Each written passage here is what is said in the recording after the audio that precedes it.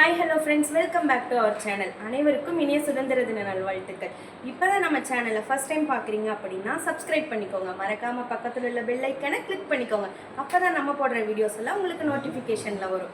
நம்ம வீடியோஸ் எல்லாம் உங்களுக்கு பிடிச்சிருந்தா லைக் பண்ணுங்கள், ஷேர் பண்ணுங்கள், கமெண்ட்.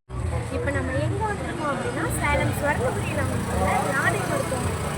இங்கே என்ன பண்ணுறாங்க அப்படின்னா மூட்டு மாற்று அறுவை சிகிச்சை பண்ணுறாங்க. அதுவும் சேலத்திலே ஃபர்ஸ்ட் டைம் ரோபோட்டிக் மூலமாக பண்ணுறாங்க. அது மட்டும் இல்லாமல் இங்கே என்னென்ன அறுவை சிகிச்சை பண்ணுறாங்கன்னு வாங்க பார்க்கலாம்.